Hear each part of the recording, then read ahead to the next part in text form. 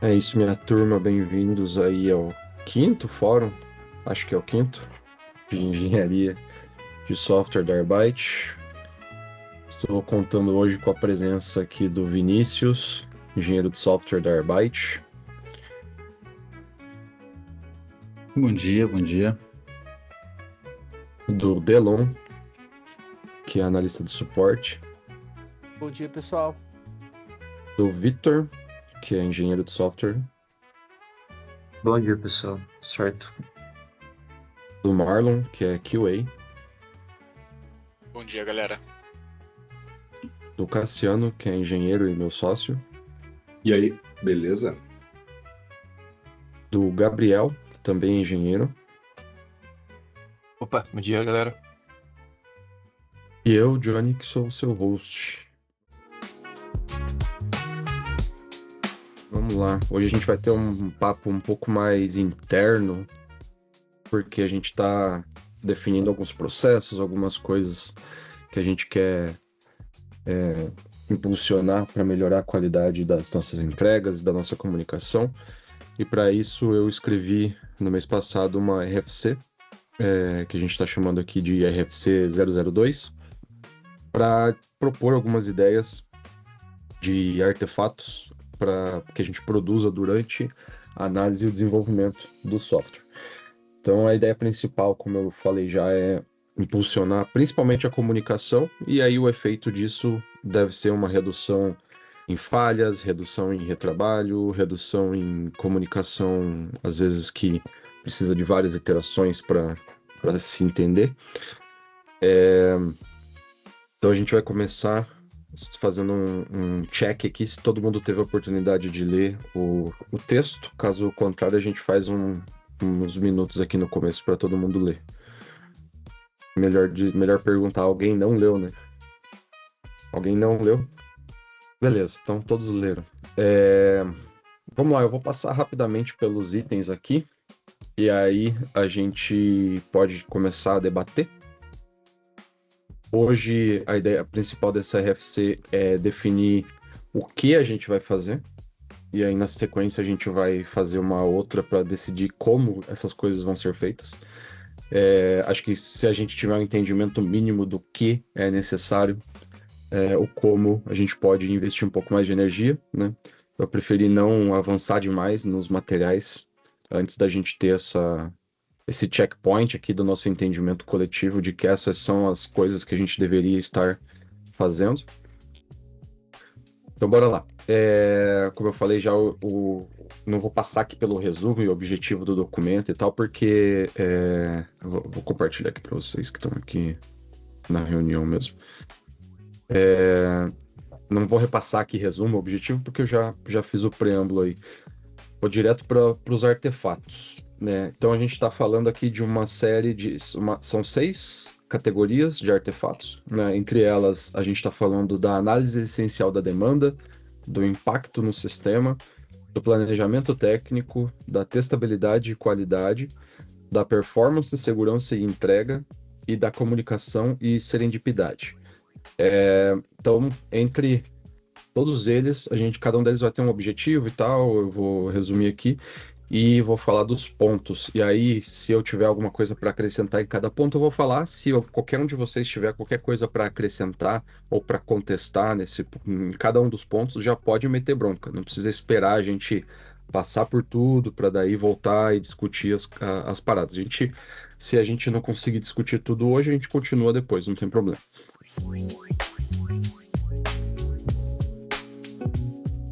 Então, beleza. Análise essencial da demanda, primeira categoria de artefatos. O objetivo é garantir a clareza sobre o problema, valor da solução e critérios de sucesso. O artefato mínimo proposto é o resumo dessa demanda. Então, um exemplo seria uma boa descrição no card ou no PR, né? A gente está falando de responder algumas perguntas, né? Qual o problema a ser resolvido? Isso tem que ficar claro nessa primeira análise essencial. Qual o valor essa feature entrega? E aí o valor pode ser tanto do ponto de vista do usuário quanto algum ponto de vista técnico, se a gente já conseguir observar nesse primeiro momento. Quais são os critérios de aceitação? Então, isso também tem que estar claro, né? Quando chegar lá na hora de eu testar ou na hora de eu homologar com o cliente, isso aqui tem que estar claro de que o que eu entreguei é o que era esperado, né? O que eu entreguei cumpre os critérios da requisição, né? Da demanda. E o que muda na experiência do usuário, né? O que isso aqui vai impactar na experiência? Por exemplo, isso afeta um fluxo já existente? Isso acrescenta uma etapa em alguma operação que ele já fazia ou diminui, né? Tem que estar claro isso aqui para qualquer um que abrir o card, seja técnico ou não, entender o que está sendo feito, o que está sendo resolvido e qual é a mudança efetiva que vai acontecer no sistema do ponto de vista do usuário. Beleza? Então abro aí para considerações. Fiquem à vontade em qualquer ordem. Se ninguém se manifestar em 0,36 segundos, eu vou começar a chamar nominalmente. Aí você fala sim, não, e a gente segue. Tá, então, Marlon, suas considerações.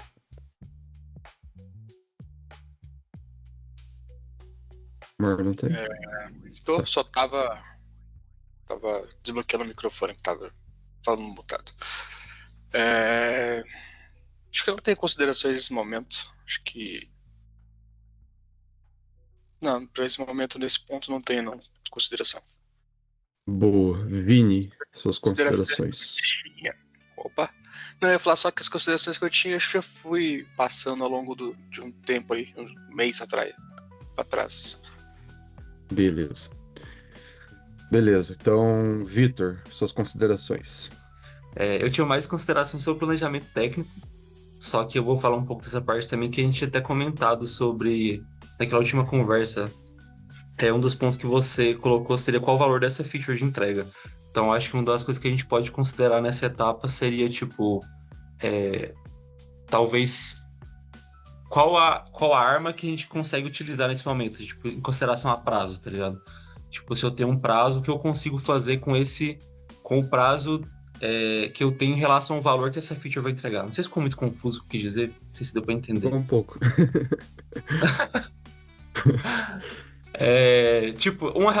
Fazer uma relação na análise, uma relação entre o valor que a entrega vai trazer e o prazo que a gente tem para fazer e como a gente vai fazer isso, tá ligado? Mais ou menos isso, entendi. mas eu posso falar mais depois no planejamento. Você tá querendo dizer o seguinte, de eu conseguir ter claro o impacto que a coisa vai trazer para que eu, de repente, não fique, sei lá, fazendo engenharia. Como que traduz over-engineering? Mas enfim, para não fazer um over-engineering da coisa, para eu não sair um pouco fora do escopo necessário para resolver a parada, né? Porque, Exatamente. sei lá, de repente o impacto é baixo, então acho que dá para entender. Exatamente. Com certeza essa clareza aqui da demanda vai ajudar nesse ponto. Deve ajudar, né? Vini voltou? Acho que tem um ponto que é meio que comum entre todas, que tá muito abstrato o que é o artefato mínimo e o que pelo menos pra mim, né?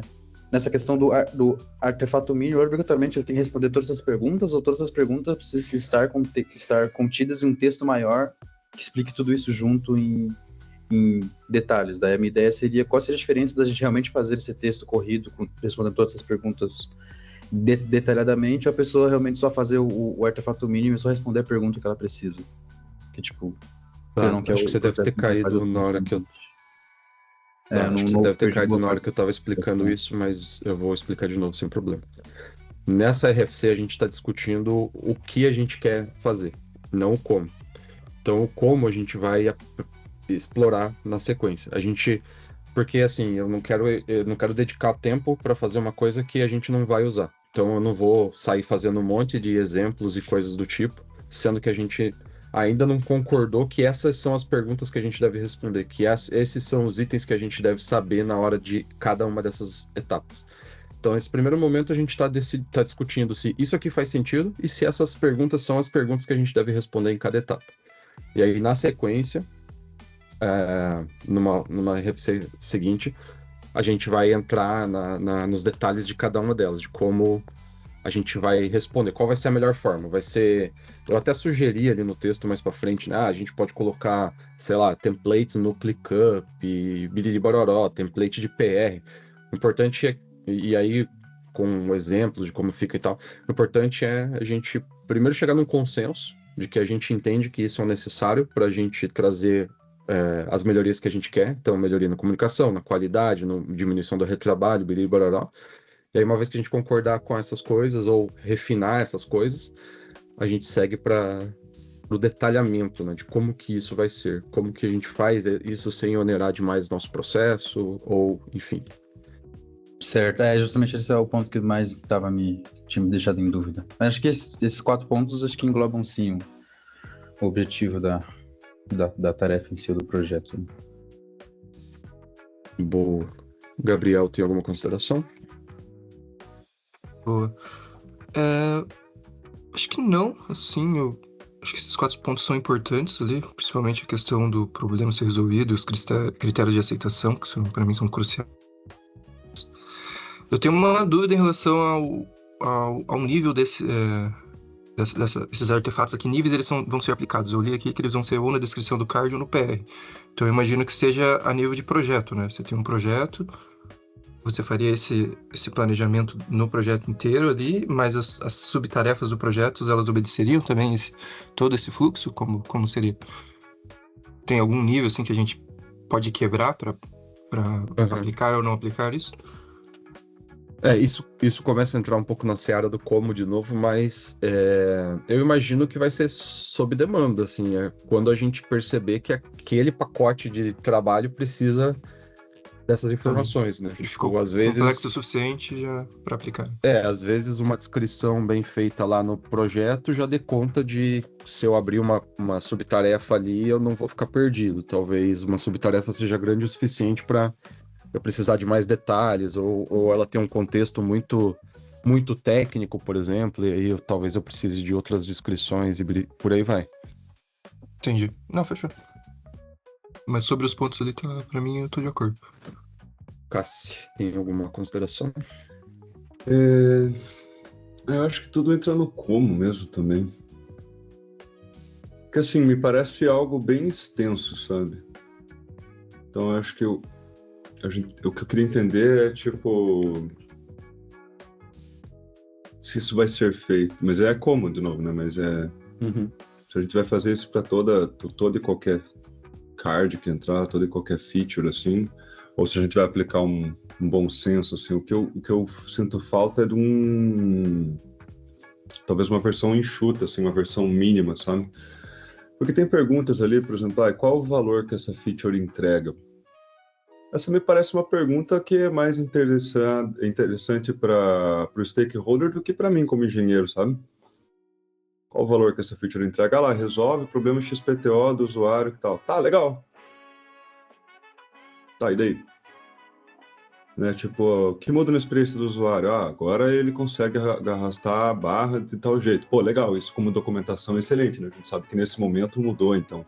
É ali que foi introduzida tal parada. Mas tá. Tipo assim, onde eu quero chegar, assim, né?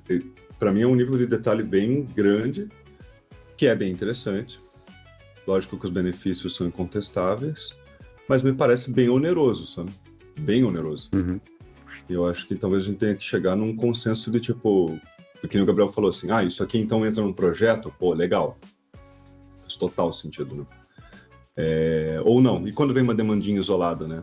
Tira lá a barrinha do negócio. Pô, a gente vai passar por uma análise tão extensa ou não? Né? Esse RFC ele vai ser um negócio que a gente, tipo, ele tá escrito lá. Eu sei que ele não tá escrito na pedra, né? Porque a gente vai revisar ele a cada 2 meses, mas a partir desse momento, até a próxima iteração de 2 meses, a gente sempre vai se basear nesse cara aqui, então todo e qualquer feature vai usar, ou não, né? É mais esse questionamento só, assim, sabe? Boa.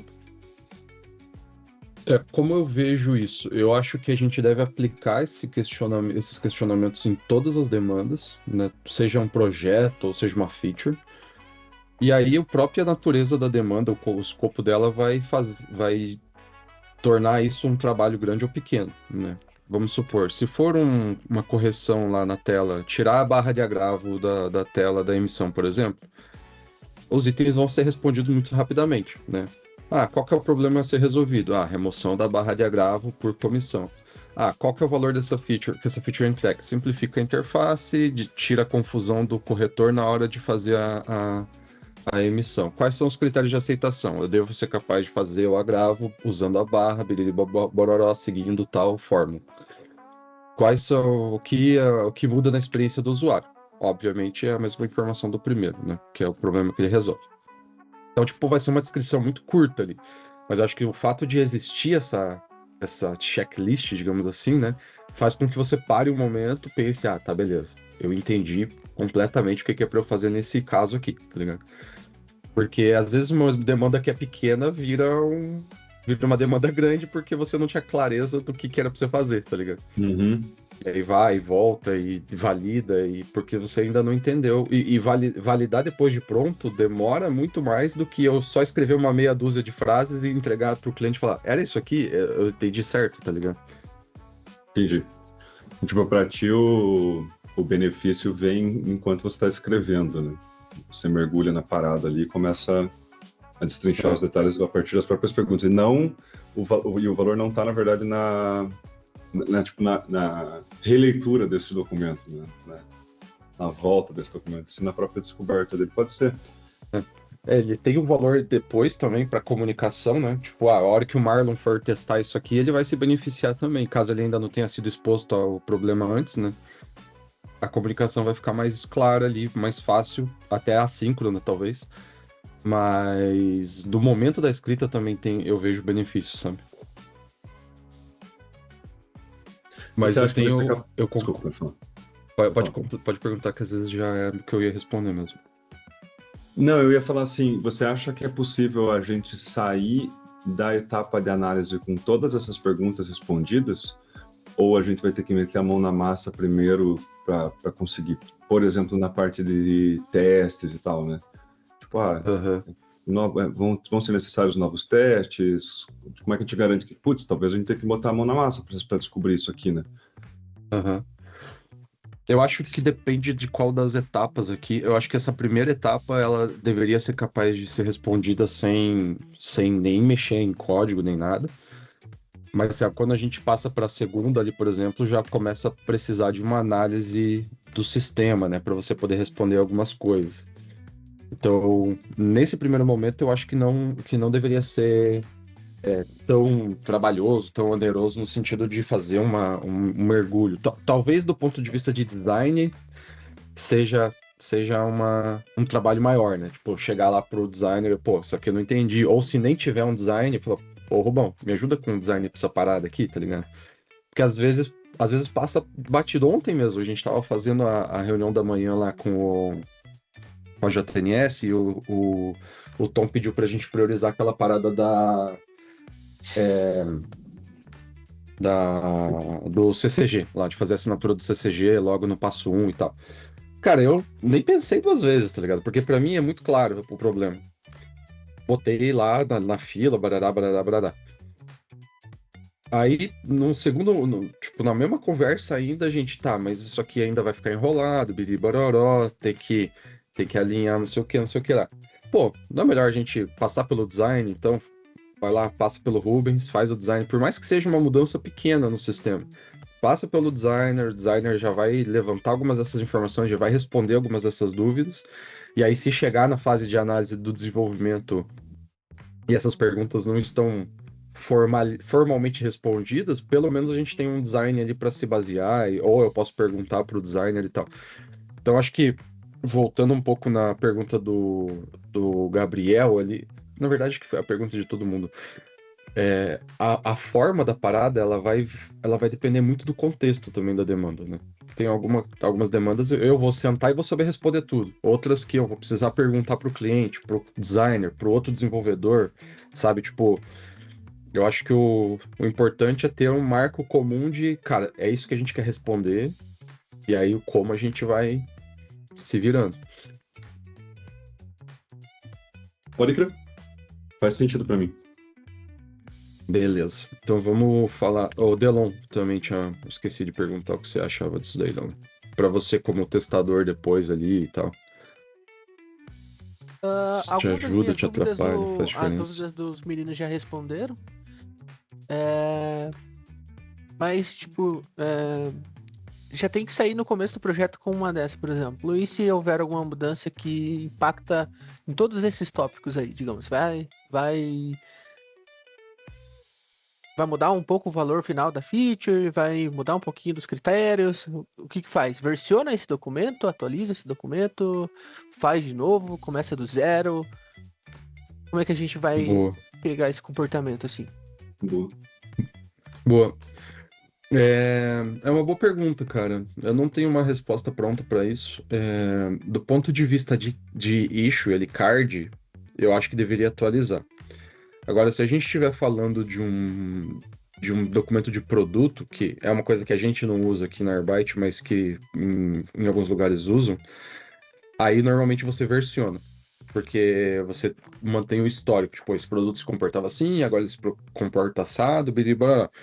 Acho que durante o desenvolvimento, durante o planejamento, porque assim, desenvolvimento é desenvolvimento, não tem nada no ar lá, não tem nada final. Eu acho que se a coisa mudou durante o desenvolvimento, vale a pena ficar versionando. Eu acho que vale a pena versionar quando você tem um comportamento no ar e depois esse comportamento muda, né? Que daí é o ponto que eu falei do documento de produto, que normalmente é o responsável ali por manter esse histórico, essa coerência de como o produto deve se comportar. Não sei se respondi a tua pergunta, mas é o que eu penso, assim. Durante o desenvolvimento, eu acho que não é necessário versionar. Se a coisa mudou ali por questões contextuais, a gente descobriu que não era bem assim, era assado, a gente decidiu que não era 1, era 2, enfim. Aí vai atualizando e vai mantendo a versão certa na descrição, nos materiais, né? Beleza. Eu acredito que respondeu a dúvida. Boa. Então vamos para o item 2, impacto no sistema. O objetivo é mapear riscos e dependências no sistema existente. O artefato mínimo são notas sobre o impacto, por exemplo, anotações em comentários, links para módulos afetados e coisas do tipo. A gente está falando de responder as seguintes perguntas: quais partes do sistema serão alteradas? Há impactos em funcionalidades existentes? E existem dependências técnicas ou riscos de regressão? Aqui a gente já começa a entrar numa análise um pouco mais mão na massa mesmo. Então a gente entendeu a demanda inicial, a gente sabe o que a gente quer resolver, a gente sabe o valor que isso traz, e o valor, acho que era isso que eu ia falar antes, eu acabei esquecendo, saber o valor da coisa, saber o que ela entrega, te ajuda a criar um senso de urgência daquilo, né? Um pouco do que o Vitor falou, tipo, cara, se eu souber o valor, eu posso pensar melhor o quanto complexo eu vou fazer aquela parada. Ou se de repente eu posso entregar ela rapidamente numa versão mais simples e daí na sequência eu incremento, faço um refactor. Tem uma coisa que a galera de produto usa muito, que é o custo de oportunidade, acho que é esse o nome. Que a gente aqui não usa porque a natureza do produto da JNS não se beneficia tanto disso, mas que para a maioria dos produtos digitais funciona, que é esse custo de oportunidade. O que ele é? Ele é uma métrica que ajuda você a decidir o que é uma prioridade para você, o que você deveria fazer primeiro. Um exemplo prático é assim: eu tenho uma feature A e eu fui lá, eu tenho uma feature A que é requisitada, digamos assim, eu não tenho ela, né? Os usuários querem ela. Ou a gente já identificou através de pesquisa, através de teste empírico, que ela é necessária. E a gente conseguiu metrificar que, por ela não existir, a gente deixa de ganhar, sei lá, $50 por semana. Vamos supor. E aí eu tenho uma feature B, que por ela não existir, a gente deixa de ganhar $100 por semana. Qual das duas é mais importante? A segunda. Porque ela me traria imediatamente, após ela estar no ar, $100 a mais por semana de faturamento. Então a segunda feature é mais importante. E aí você usa isso como critério para decidir a prioridade, mas também o quanto de esforço quanto tempo isso pode demorar para ser desenvolvido. Porque a cada semana que eu não entrego, eu estou perdendo $100. E aqui os números são baixos, mas poderiam ser altos, né? Então a cada semana que eu não entrego essa feature, eu estou deixando de ganhar $100. Então, às vezes, vale a pena eu entregar uma parada quick and dirty, ganhar $100 por mês, por semana, que vai financiar eu voltar lá e, agora eu vou arrumar isso aqui, porque agora eu tenho mais dinheiro no caixa, entendeu?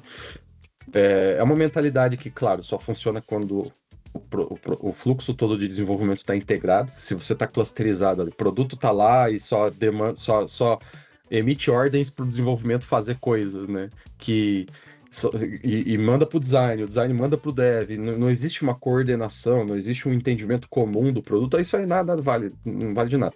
Mas quando a gente chega nesse nível de organização, que não precisa ser grande, mas é nível no sentido de planejamento, organização mesmo, fica muito claro. Você ter esses inputs te ajuda demais a tomar decisão, sabe? E você passa a ver o valor da coisa que você está fazendo de outro ponto, não só do valor técnico, porque... Frederico, você tá me atrapalhando, cara. Porque às vezes... Deixa eu botar meu gato pra fora aqui, que ele tá derrubando todas as coisas em cima da minha mesa. Eu falar que é comum a gente conseguir avaliar as coisas do ponto de vista técnico. Tipo, quando eu vou fazer um refactor da JNS, meu Deus, é um orgasmo cerebral, tá ligado? Mas, é um trabalho que leva 3 meses, tá ligado? É um trabalho que na primeira entrega não vai mudar nada pra ninguém, sabe? Então, tipo, eu tenho que ter noção de que esse tipo de trabalho eu vou fazer um no ano, tá ligado? Porque é o que dá. Se eu ficar fazendo isso o ano inteiro, a JNS não vai colher os resultados que ela quer colher. Eu acho que é esse o ponto, assim, sobre ter clareza do impacto do valor que a coisa entrega, né? Impactos do sistema. Alguém tem alguma consideração? Não. Eu fico com medo de ficar muito... Sempre minhas dúvidas estar voltadas ao como, mas a questão do risco de regressão é uma coisa que acaba me pegando um pouco sobre... Muitas vezes você não vai nem ter a capacidade de saber se vai ter algum risco de regressão, porque justamente é algo que você não conhece, não sabe que vai acontecer. Mas é aí que entra a análise, né? Pra você saber. Será que você não tá tentando responder isso sem antes fazer a análise? Não, tipo, só da sua memória, por exemplo? Pode ser. É que meu ponto é a análise talvez não garanta que você não vai ter uma regressão, sabe? É meio que... Não, nada garante. Então, daí me questiona a utilidade não é a palavra aqui. O risco de regressão de algo que talvez você possivelmente possa não encontrar. Não é garantia. Acho que a mentalidade é como que a gente aumenta as nossas chances, né? É que a gente está lidando com esses pontos como se fossem objetivos que a gente tem que chegar, ou seja, são requisitos para uma tarefa avançar. A gente está cobrando como requisito uma coisa que não existe retorno. Muitas vezes pode ser possível que não vai existir nada nenhuma resposta nessa linha. Aí, tipo, mas a gente você vai ter que fazer análise para saber a resposta, né?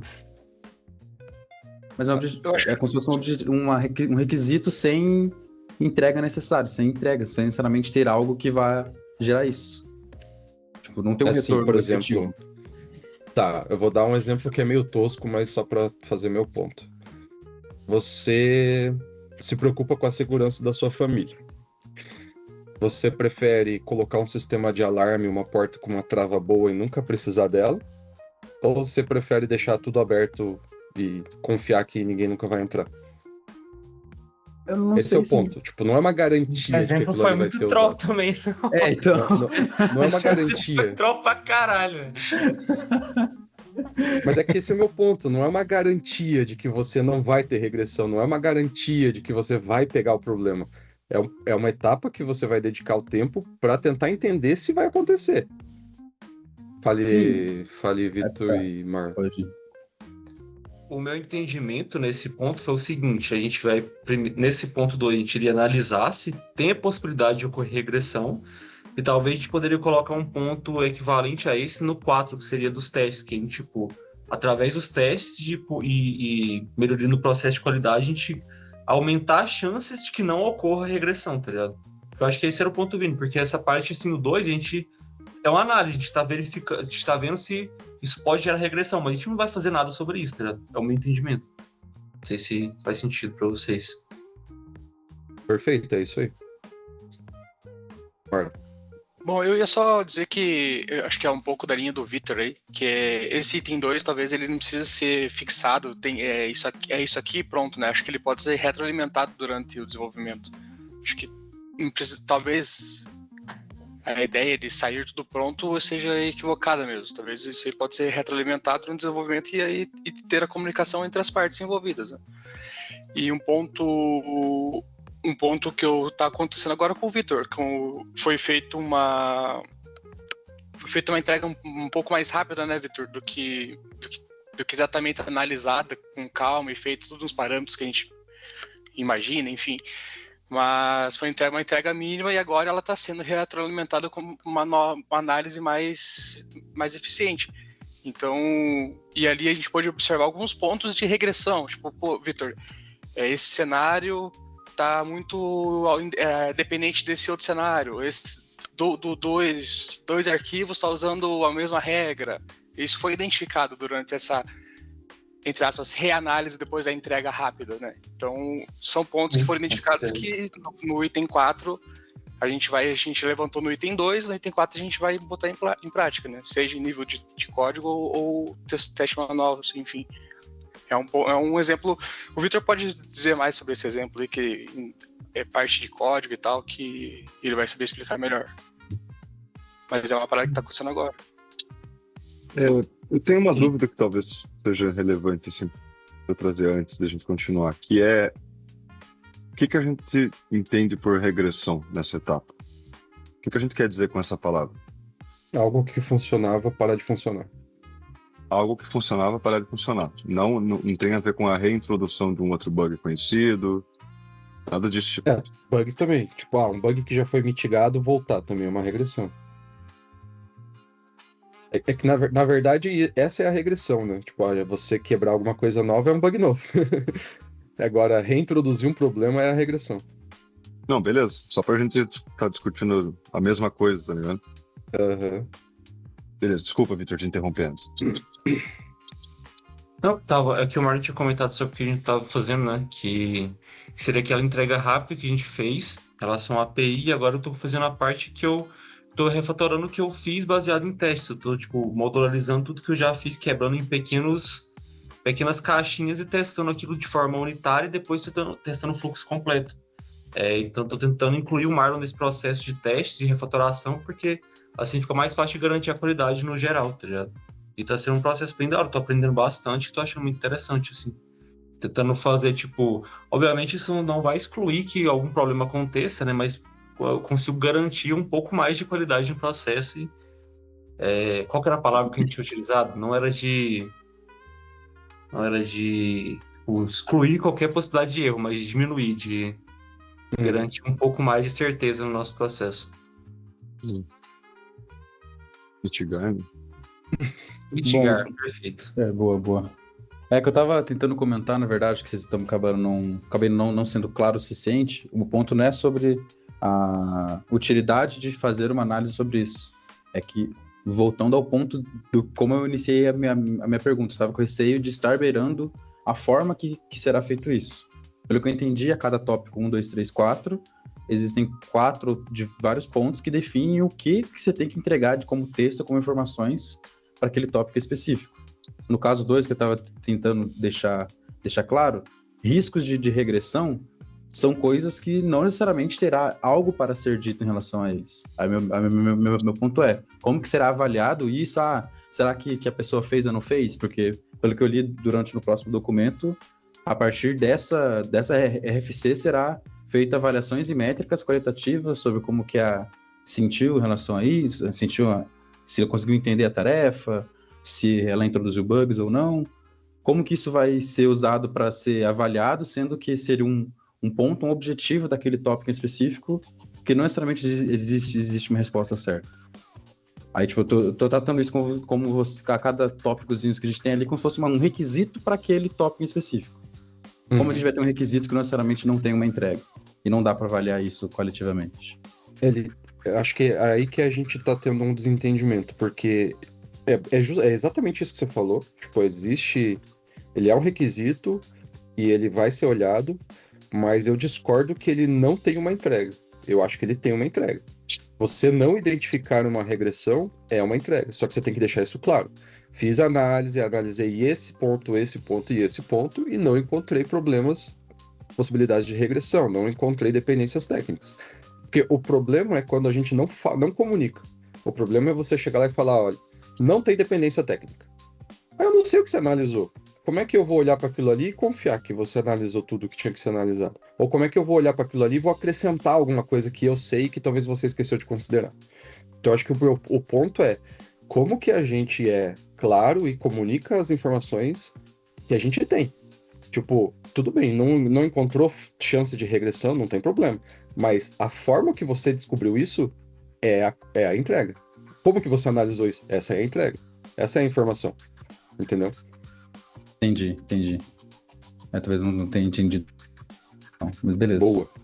Pode ser uma entrega válida. Mas alguém quer acrescentar nesse segundo item aí?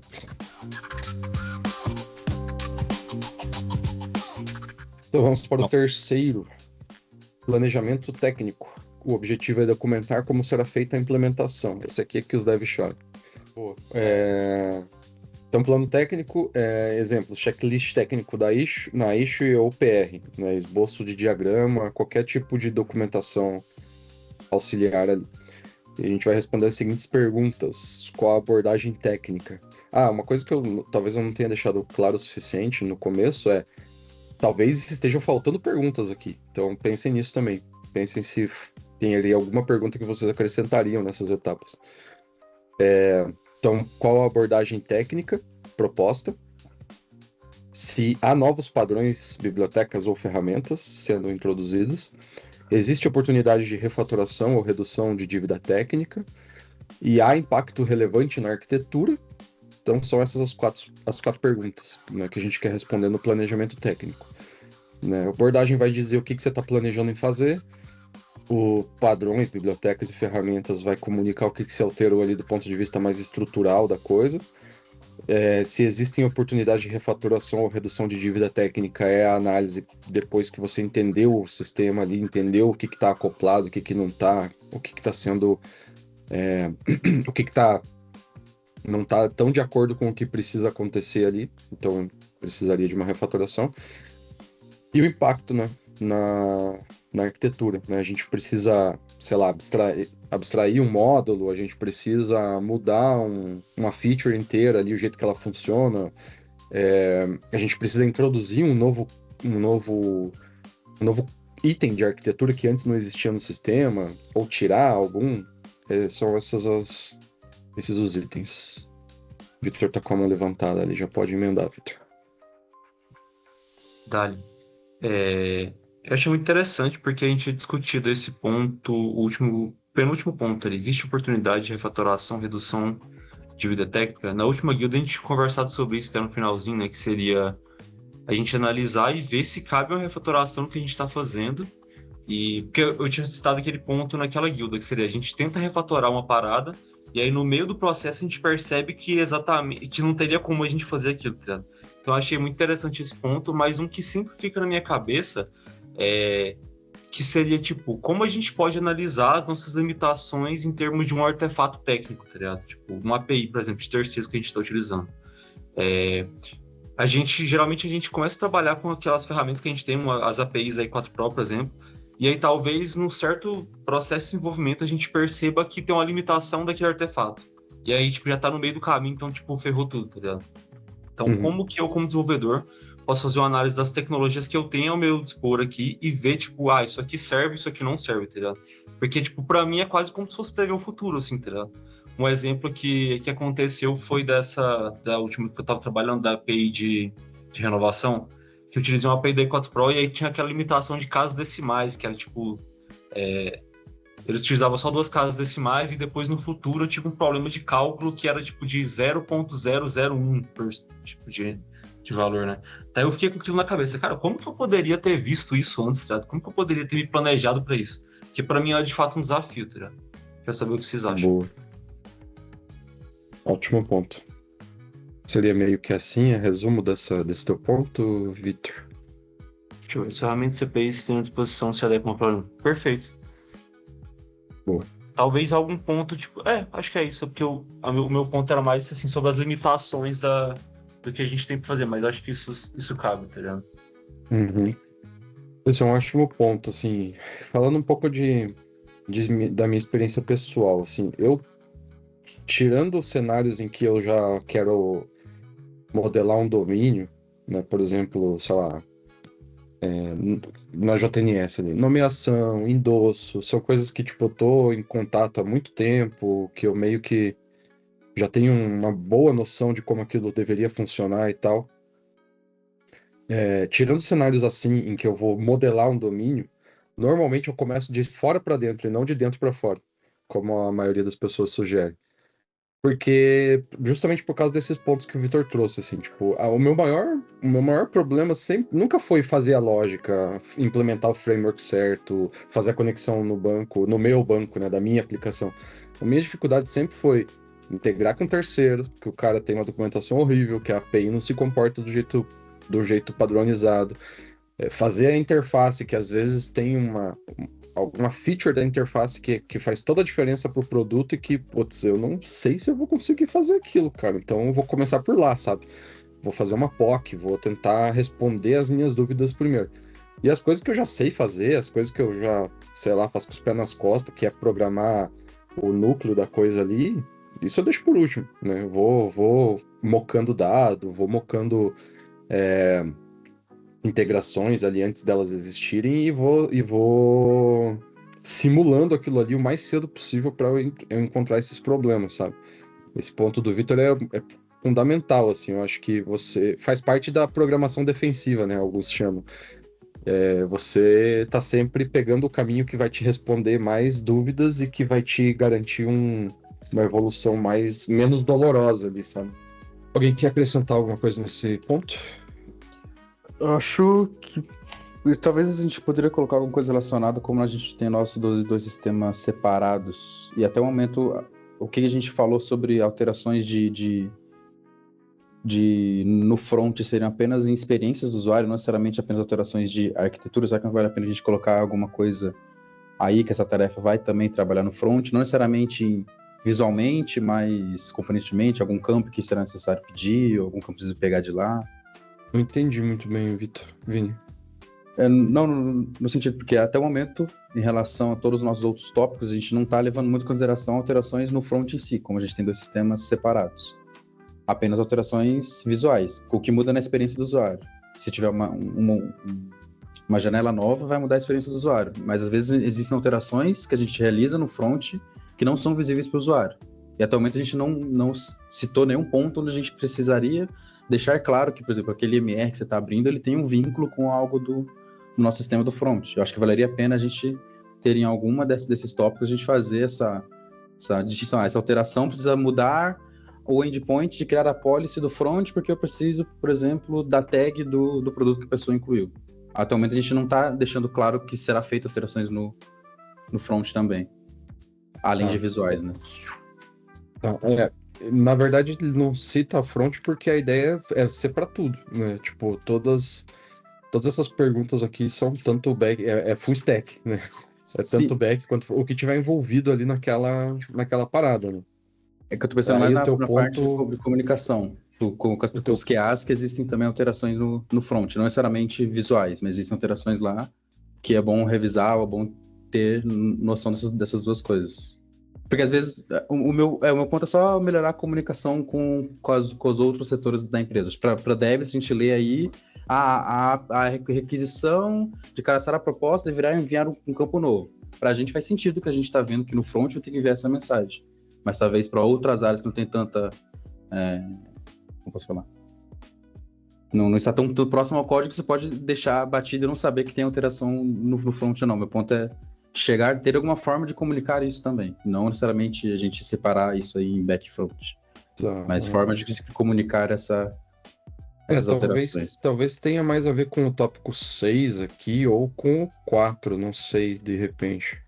Porque o tópico 3, ele é mais sobre abordagem, né? Tipo, e a abordagem não é, vou fazer uma nova API porque o front precisa dela.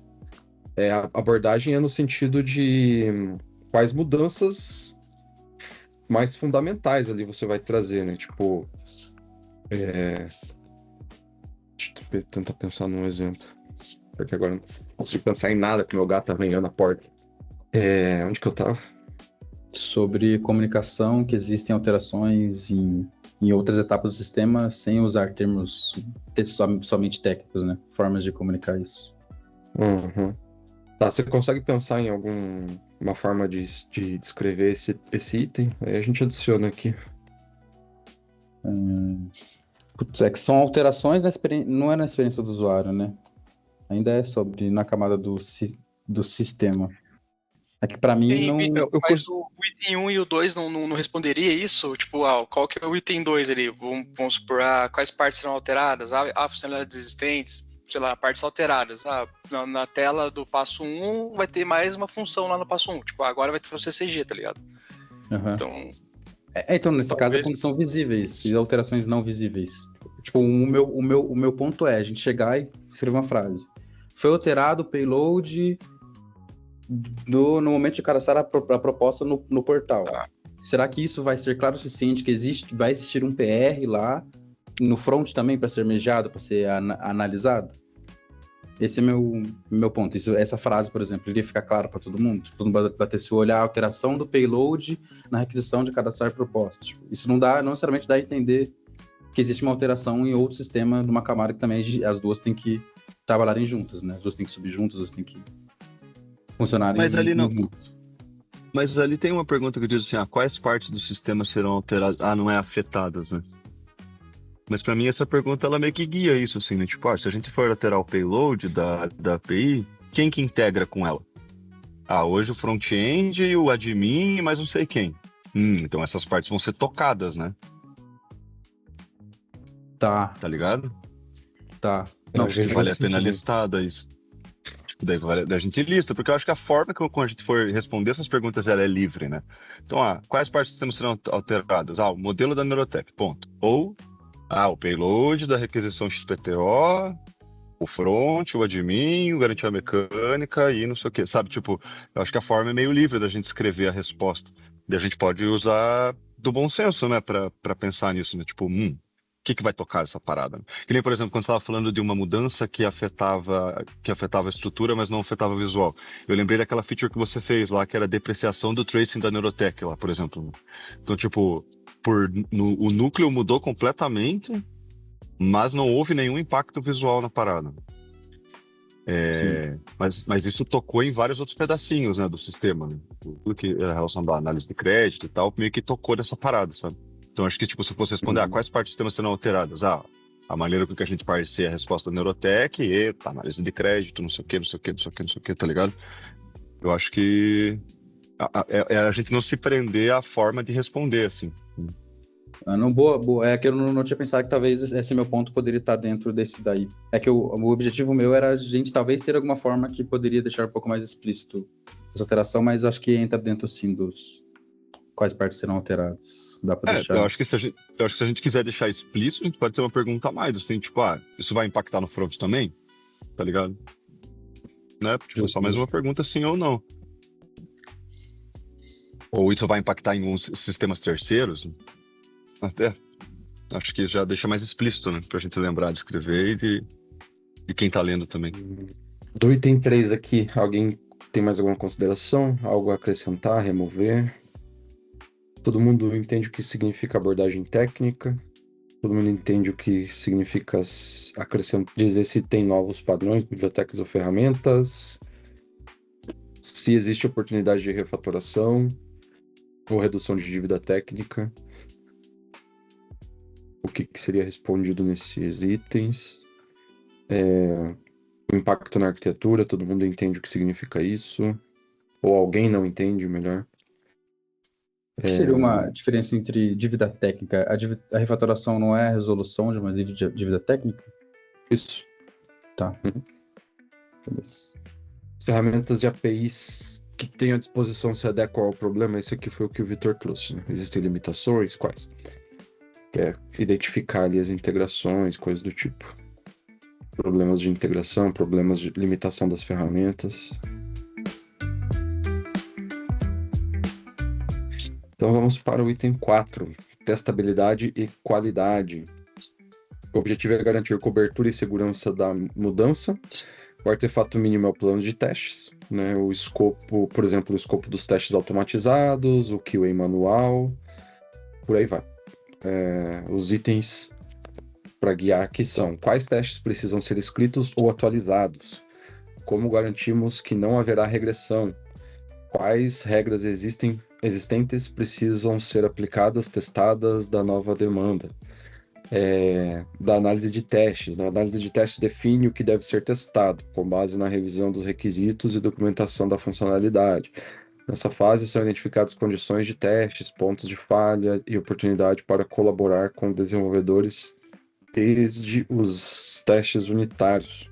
Isso aqui eu não sei, tá meio fora do padrão aqui das perguntas, mas depois eu tento digerir. Design de teste. O design de teste define como testar, transformando... Esse aqui foi você que alterou, Marlon? Eu que já tinha escrito assim. Não, fui eu que alterei. Tá. Você lembra qual eram as perguntas? Ou você só acrescentou... Eram só as 3 perguntas e você acrescentou esses 2? Eram só 3 perguntas e eu acrescentei os 2. Que é pra deixar... Não deixei em forma de pergunta, eu quis deixar aí, que é pra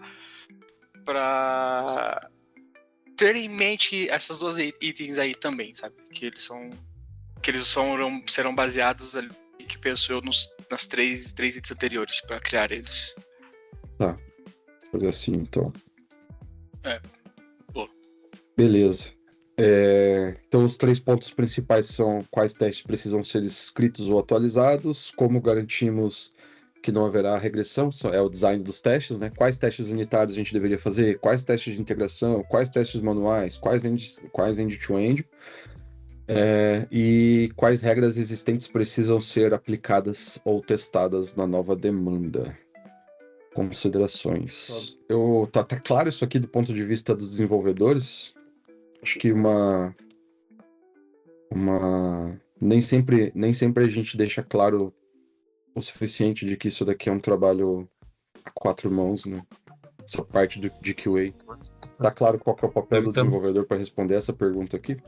Eu acho que sim, eu tô até evitando falar, porque eu tô falando muito sobre teste ultimamente, porque eu comecei a gostar dos paradas de, sei lá, tentar garantir maior qualidade possível, trabalhar com o Marlon no conjunto de dev e QA, tá ligado? E eu tenho me interessado muito pela parada de escrever testes.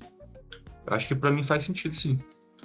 De boa, do que eu tenho falado, já falei do que tem acontecido nas últimas semanas aí, mas acho que é isso. A parte de como garantimos que não haverá regressão. Garantimos tem como garantir, mas poderia mudar essa palavra. Né? Como mitigamos a regressão, como diminuímos. É que garantia não é infalibilidade. Tipo, o teu eletrodoméstico, ele não vem inquebrável, ele vem com garantia. Se ele quebrar, a gente vai arrumar, a gente vai ter uma contenção, tá ligado? Isso encaixa no nosso contexto? Acho que isso que é o garantir nesse sentido, né? Tipo, garantir que a gente tá aplicando as melhores práticas e que a gente tá garantindo a qualidade. Tipo, a gente garante que tem a qualidade de acordo com as práticas que a gente tá aplicando. Tipo, essas são as práticas, essa é a nossa garantia, entendeu? Isso é garantia não é no sentido de infalível, não é de... Mas então deveria ser garantimos qualidade, não haverá regressão, não? No caso... nesse caso é sinônimo, né? O que eu tô querendo dizer, o que eu tô querendo falar aqui é o que significa garantir nesse contexto, entendeu? Garantir não é infalível, garantir é temos um selo de garantia. A gente fez esses e esses testes, esses processos. E esses processos garantem essa qualidade. Então essa é a qualidade que a gente garante, entendeu? Não que ela é infalível, e sim que ela segue critérios que garantem alguma qualidade. Ninguém tem mais nada a acrescentar ou questionar aqui? Pode falar, Vitor, os pontos que você estava se segurando para falar, não tem problema não. Então, Dali, eu apresentei para o Marlon ontem, eu estava fazendo, essas últimas semanas, eu tenho trabalhado na refatoração e escrevendo testes das paradas que eu já tinha feito antes, né? E aí eu também até conversei com o Marlon se eu não sabia se isso era papel do QA. Dele trabalhar no conjunto comigo para escrever testes, fazer alterações nos testes que eu já escrevi. Ele falou que sim, então tipo, eu achei muito interessante. Então, talvez é isso, assim, trabalhar na escrita de testes em conjunto com o QA, tá ligado? Não sei como descrever isso. Não sei como... Tipo, o meu objetivo é trabalhar em conjunto com o QA. O desenvolvedor e o QA tem que ser, tipo, a dupla dinâmica, tá ligado? Mas não sei como posso dizer. Incluir o QA na escrita de testes unitários e de integração, talvez. Não sei também. Eu acho que começa por incluir na análise já, né? Que é aquele shift left que o Marlon tem divulgado aí ultimamente. A concepção desse item 4, na minha visão, ela já começa no item 1, né? Ela já começa lá no item 1 sendo produzida. O item 1 vai te dar clareza, o item 4 vai te dar o como, vai ser o como, né? Da mesma forma que o item 3 é o como do engenheiro pro 1, o 4 é o como do engenheiro mais o QA, né? Que aqui que é o ponto que eu tô batendo na tecla de se tá claro para todo mundo, principalmente para os programadores, que isso daqui não é responsabilidade exclusivamente do QA, né? Acho que para quem pôde ouvir a palestra da Laura no nosso podcast, ela fala bastante sobre isso, né?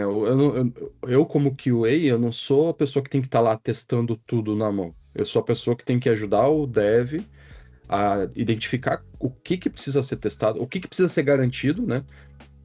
E aí pode ser automático, pode ser teste unitário, pode ser teste de integração, pode ser end-to-end. E aonde faltar, onde for difícil de testar e tal, a gente faz na mão.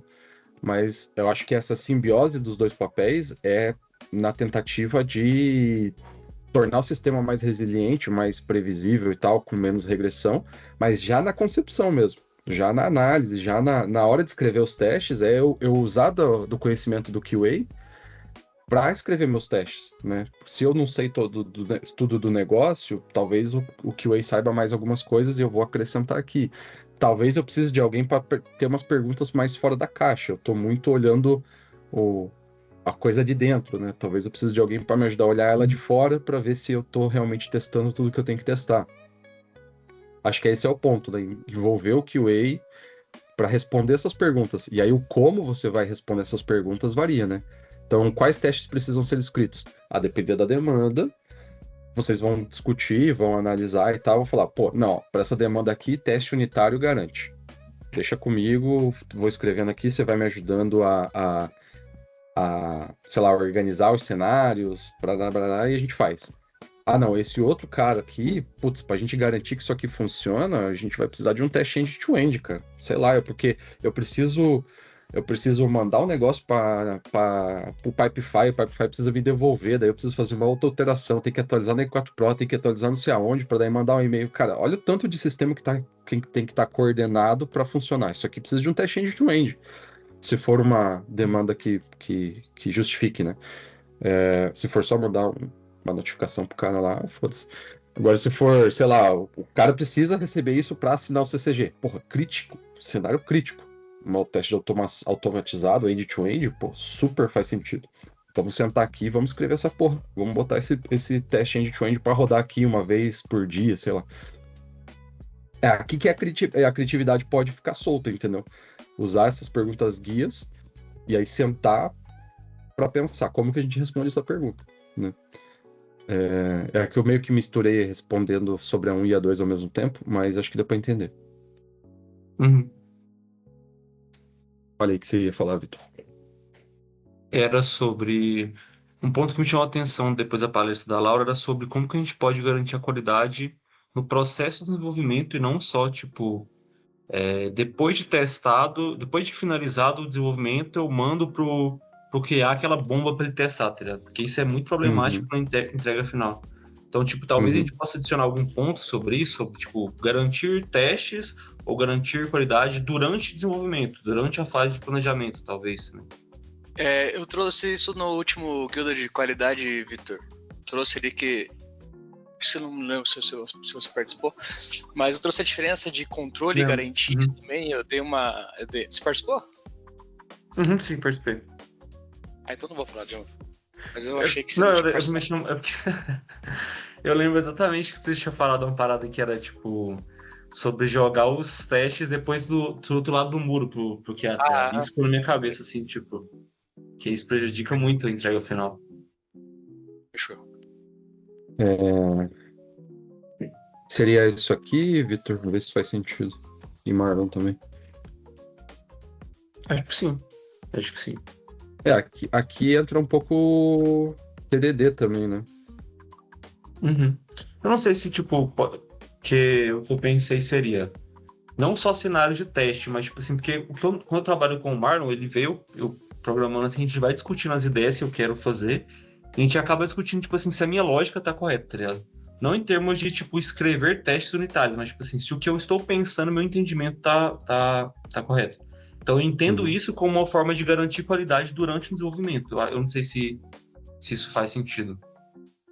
Pra gente colocar aí como ponto. Eu acho que faz, mas não do ponto de vista de, tipo, artefatos de análise e desenvolvimento, assim, porque entra um pouco naquela coisa da mob, né? No fim do dia, o que você está fazendo é reduzir o ciclo de feedback, né? Se você ia ter o feedback só lá no final, durante a entrega, você trouxe alguém para parear com você, então o teu feedback é aqui, em tempo real, né? É mais sobre a forma de trabalhar ali do que um artefato em si, né? Não sei se eu viajei aqui, mas era sobre isso que você estava falando. Acho que sim. Acho que faz sentido. Mas alguém quer acrescentar alguma coisa aqui? Contestar? Vini? Acho que não, pra mim. Pra mim tá tudo 10. Stop. Gabriel? Não, acho que não. Tá tudo aqui. Eu tava em dúvida como que seria feito, né? Era mais um como mesmo. Mas vocês acabaram respondendo ali, né? Seria um trabalho em conjunto desde o começo mesmo da análise, que eu acho que é mais proveitoso mesmo. Uhum. Eu acho que daria pra gente usar como regra de ouro, assim, pra qualquer coisa nossa aqui, porque sempre dá pra você chamar mais alguém e fazer junto, sabe? Não só a relação desenvolvedor QA, mas qualquer pessoa, assim, às vezes, só de você ter um patinho de borracha ali pra você falar com ele, mesmo que ele não te dê nenhuma resposta, ele só balance a cabeça e fale, é isso aí. Às vezes já ajuda, tá ligado? É isso que eu ia comentar. Vai chegar um momento que, igual nessas APIs da Vita, chegou um momento que é impossível estar junto com todos, né? Então, a gente fala do papel do Dev QA, mas pode ser Dev suporte, enfim, quem puder na hora ali, né? Não necessariamente precisa. Uma coisa que a gente tem que cada vez mais se conscientizar e trabalhar em direção é que a gente não vai ter testador aqui para sempre na Arbyte. A gente tem testador hoje porque é necessário. Mas a ideia é que a gente, quanto mais amadureça os nossos métodos de garantia de qualidade, que a gente não precise de pessoas testando a coisa na mão. Que através da análise, através de aplicação de técnicas de teste, automatizadas ou não, a gente consiga garantir qualidade. Vocês lembram que lá na apresentação da Laura, ela mencionou que o benchmark para toda a indústria de qualidade de software é o Nubank. O Nubank não tem QA. O Nubank só tem engenheiro. A diferença é que é deixado muito claro e exigido desde o começo que o engenheiro é responsável pela qualidade ponta a ponta.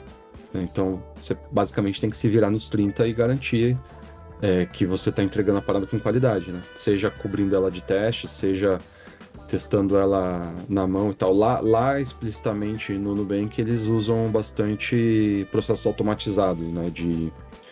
Para rodar testes, threshold mínimo de testes, testes de contrato, que é uma coisa que ajuda bastante para sistemas distribuídos. Enfim, existem formas, e aqui é a provocação para todas as nossas cabeças pensantes, que existem formas da gente garantir a qualidade que não são sentar e digitar no teclado. Teste manual. Que a gente pode automatizar algumas coisas, que a gente pode criar procedimentos para algumas coisas. E é isso que a gente tem que procurar alcançar. Em algum momento a gente tem que ir começando a fazer esse shift de uma equipe que precisa de teste manual. Na verdade, não é que não precisa de teste manual, mas que precisa de testadores para uma equipe que se baseia em conceitos de qualidade e aplica esses conceitos. E aí o QA passa a ser um QA, né? Passa a deixar de ser um tester e passa a ser um analista da qualidade, né? Alguém que está olhando o processo e ajudando a equipe a refinar o processo, a adicionar testes, a de repente remover testes, porque não? Às vezes tem teste que você paga à toa, né? Não é o nosso caso aqui, mas a Laura deu um exemplo, né? Por que eu vou fazer um teste de carga no meu sistema o ano inteiro se eu só preciso que o meu sistema aguente aquela carga durante o Natal ou a Black Friday? Então, se eu ficar testando o ano inteiro, é desperdício. Então, tem que ter alguém pensando nisso. Acho que esse é o ponto. E esse é o papel do QA. É alguém pensando na qualidade como um todo. Mas a execução, a garantia ali no dia a dia, isso tem que ser cada vez menos papel do testador e cada vez mais papel do engenheiro, né? E eu acho que a gente está chegando numa maturidade, tanto como equipe como empresa no geral, de começar a dar esses passos, esses próximos passos. Esse material todo aqui é sobre isso também, mas acho que é legal verbalizar isso, acho que é legal falar sobre isso e mostrar que isso é um norte, né, que a gente quer ir nessa direção, porque aí seta expectativas e também te dá algo a almejar, né, tipo, cara, pô, não tinha pensado que era possível, vou tentar, tá ligado? Então, queria acrescentar essas palavras. 5. Performance, segurança e entrega. O objetivo é mitigar riscos e planejar a entrega para a produção. O artefato mínimo, checklist de release, seção no PR ou etapa no CI.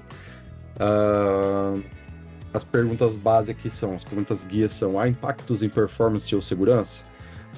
Riscos foram mitigados? Há planos de entrega, né? Exemplo, flag, rollout gradual, tal. Flag é feature flag. Feature flag, rollout gradual. O time foi comunicado sobre a mudança? Então, esse item 5 aqui eu acho que é um que a gente ainda precisa trabalhar um bom tanto. Eu mesmo me incluo nessa, porque eu não sei, cara, mas quando você tá com a parada ali na boca do gol, dá uma ansiedade de soltar no mundo, tá ligado? E é onde muitas vezes a gente caga no pau, pra usar o português claro aqui. Que é... Porra, você passou o processo de desenvolvimento inteiro se preocupando, fazendo teste, biriribororó, foi lá, alinhou com o cliente, alinhou com o QA, fez pair programming pra garantir que o bagulho tava certinho, e aí na hora de dar a release você...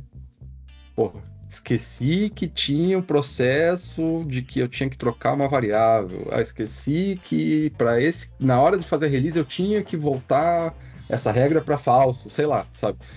É o momento em que eu acho que falta pra gente ali uma checklist mesmo, um processo um pouco mais formal antes de botar no mundo e garantir que a coisa tá redondinha. Então, estes são os pontos aí principais. Alguém quer falar sobre, acrescentar, contrapor? Eu acho que esse item 5 aí tá dando overlap, né? Tipo, não tá com muita responsabilidade.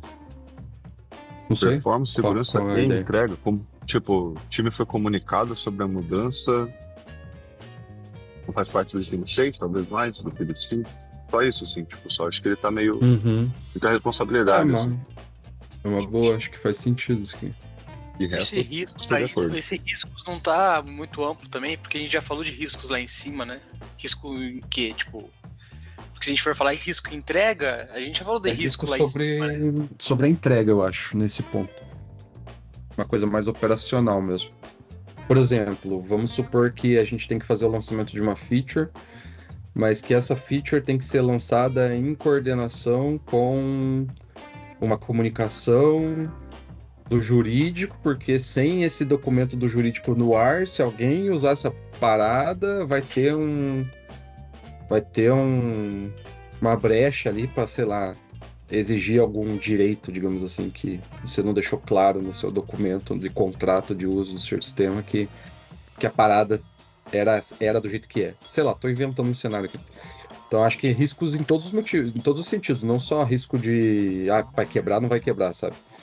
Tem algum risco operacional, tem algum risco da comunicação, tem algum risco com datas, por exemplo.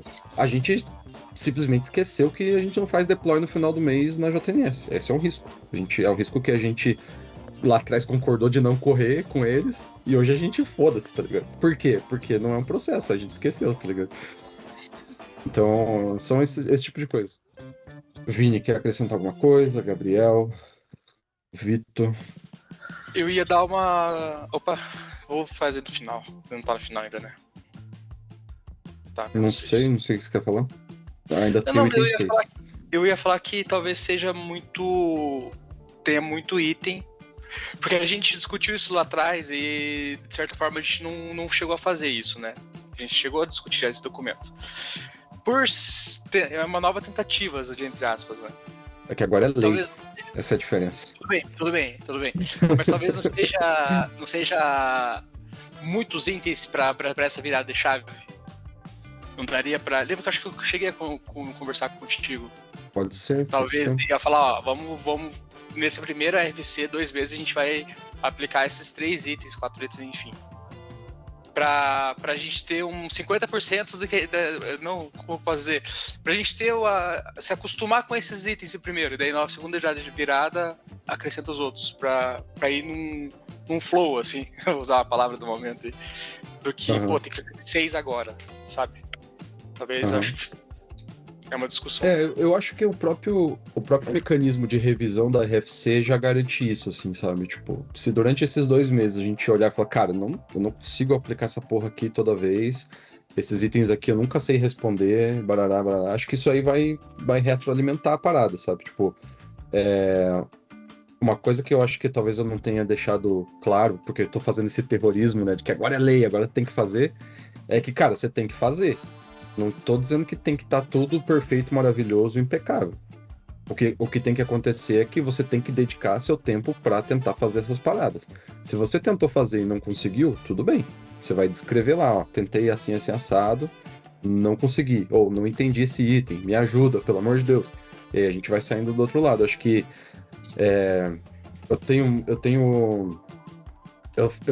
eu costumo ter uma abordagem mais bootstrap das coisas. Tipo, eu tenho uma abordagem mais só vai, só faz. E menos, tipo, cara, vamos fazer perfeito, vamos ser impecáveis, sabe? Vamos fazer. Vamos ver o que vai sair.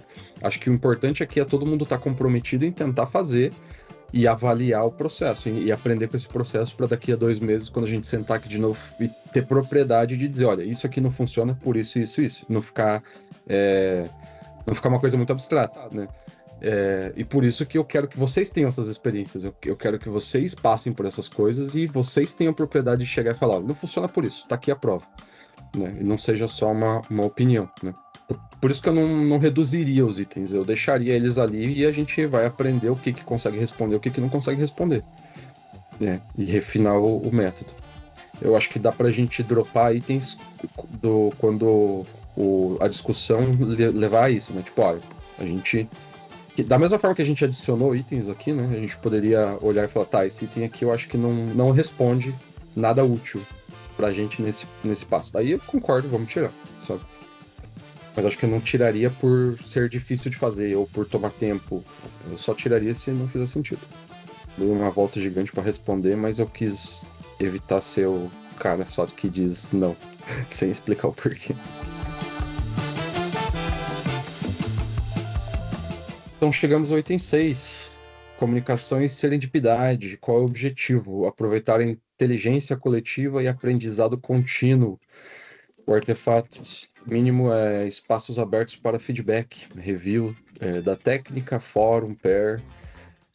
Então aqui a ideia é comunicação mais amplamente, né? A gente vai se aproveitar de tudo que a gente produziu nos itens anteriores e do próprio trabalho executado. Não que isso aqui não seja trabalho também, né? Mas vocês entenderam. Para se comunicar, né? Então, como sugeriu ali o Cassiano, passamos o item da comunicação para cá, né? O time foi comunicado sobre a mudança, né? Ou corre o risco de eu colocar o negócio no ar para de tarde outra pessoa ir lá e mudar a regra, né? Ou, sei lá, o próprio cliente, né? O time do cliente ali, né, integrado ao nosso, foi comunicado, tá alinhado, e que essa coisa vai acontecer, cara, a gente, pela rotina, pelo dia a dia, a gente abandona, esquece. Eu acabei de falar que eu tenho experiência na parada e eu sou um dos que comete o mesmo erro, então confiar na tua memória, confiar em que você sabe o que é melhor, não é o suficiente, tá ligado? compartilhamos a proposta técnica antes de implementar, né? Houve um momento ali de validação, né? Que é um dos motivos pelos quais a gente está introduzindo esses artefatos de uma forma formal, né? Você pegou o teu plano, enquanto ele ainda era um plano, e pediu um feedback, né? Teve um momento ali para alguém avaliar e falar, cara, acho que poderia considerar isso aqui também, ou aquilo ali não faz sentido, sei lá. Houve aproveitamento de ideias não previstas. Isso daqui é mais como uma forma de retroalimentar o processo, né? Então, tipo, durante o desenvolvimento, durante o trabalho, surgiram ideias, surgiram coisas que lá na análise você não conseguiu prever, faz. Né? Isso aqui vai retroalimentar a nossa capacidade de análise, porque daí lá a gente vai começar a olhar o padrão.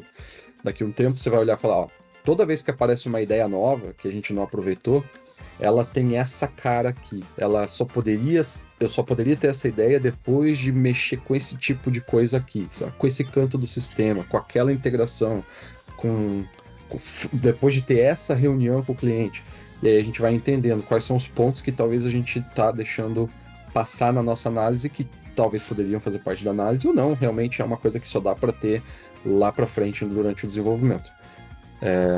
Então, só essa explicação aí, porque esse item sozinho, sem uma explicação, ele talvez não faça sentido, mas é isso. E lições aprendidas foram documentadas, que já é parte do nosso processo desde o começo, né? E tá aqui de novo para lembrarmos, né, de documentar tudo que aprendermos. Considerações. Acho que boa. Esse último é mais para garantir coisas que a gente já faz, né? Em um nível um pouco menor, mas acabamos já fazendo. Uhum. A ideia principal desse item é garantir que outras pessoas foram incluídas do problema, né? Mesmo que depois dele resolvido, né? Durante o desenvolvimento, claro, mas até depois, né? Quando a gente fala do item 2, a gente está falando antes de desenvolver, né? Quando a gente fala do último, a gente está falando de depois, né?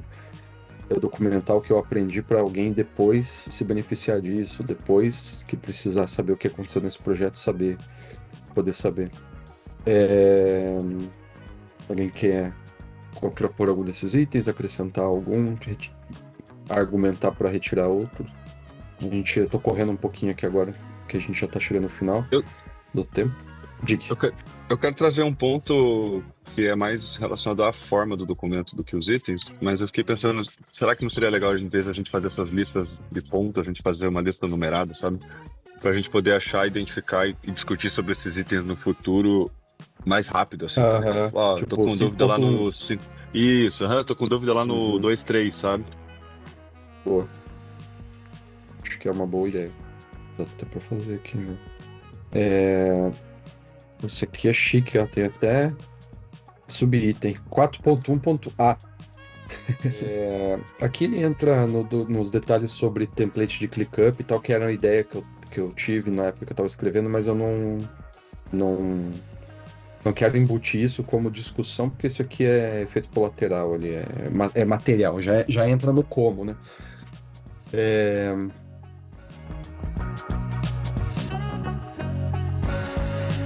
Mas aí, enfim, queria agradecer a todo mundo aí pelo tempo, pela discussão, sempre enriquecedora, principalmente quando há divergências, para que a gente possa encontrar o ponto em comum, né? E garantir que... Eu sei que isso aqui é assustador, eu sei que parece que é um trabalho infinito, que a gente vai acrescentar um monte de tempo e um monte de esforço, mas... Eu acho que depois de um tempo praticando isso aqui, a gente vai ter uma visão um pouco diferente sobre isso. Vai começar a perceber os benefícios da coisa, perceber que, por mais que pareça de trabalhoso escrever, ainda é mais fácil do que programar, é mais rápido do que programar. Então, muita coisa que a gente puder responder em tempo de análise, botar a cabeça para pensar no problema mais cedo, vai ajudar a gente a depois desenvolver uma solução melhor e tal. Não tenho dúvidas disso. E, enfim, Próximos passos dessa RFC, né? A gente já apresentou e debateu. As sugestões, na verdade, a gente coletou antes. Foi o tempo de comentários ali, né? Ficou aberto esse mês para comentários. Aí o próximo passo aqui vai ser criar os artefatos de exemplo, né? Uma vez que a gente chegou aqui na versão final dos itens que a gente quer aplicar por enquanto, né? Até que revisemos. Eu vou fazer uma RFC subsequente com os exemplos desses itens. Quem quiser colaborar com isso também pode me procurar. Eu sei que o Marlon já estava fazendo uma não sei se era uma RFC ou se era um documento complementar sobre a parte de testes aqui, de qualidade e tal, que vai complementar isso daqui. Então é nesse sentido. Se alguém mais quiser atuar em algum item específico, só me procurar ou só escreve e me manda, e aí a gente incorpora. E aí a gente vai começar a testar essas paradas. Beleza? Uma vez revisado e tal. Essa próxima RFC eu não vou deixar um mês inteiro rodando, tá? Porque senão a gente vai demorar muito para começar a rodar, até porque a gente tem 2 meses aqui para revisar essa aqui. Então, assim que eu for formalizando os exemplos, eu já vou pedir o comentário de vocês, a validação, e vamos fazer um pouco mais assíncrona mesmo durante essas próximas semanas, tá? Enfim, de novo aí, call to action para quem quiser se envolver, está sempre livre e para contribuir, e obrigado também a quem ouvir a gente depois. A gente RFC é um procedimento bem legal para melhorias de processo, de método, de ferramenta, de abordagem, para qualquer coisa, na verdade, né? RFC serve para qualquer coisa. E a gente abrir essa discussão para a comunidade aí, através do podcast, é uma forma de a gente expandir nosso método e tal. A gente tem essa filosofia de trabalhar em aberto, né? Tem um termo para isso que eu não lembro agora. Mas por exemplo, a gente está disponibilizando várias documentações sobre como a gente trabalha, quais métodos a gente usa, quais tipos de documento a gente produz e tal. Então esse podcast aqui também vai servir para isso, né? Para deixar aberta mais uma janela aí para quem tiver interesse de descobrir como a gente trabalha e de repente inspirar alguém ou dar ideias para alguém. Vai ter servido, ok? Valeu, turma. Um abraço.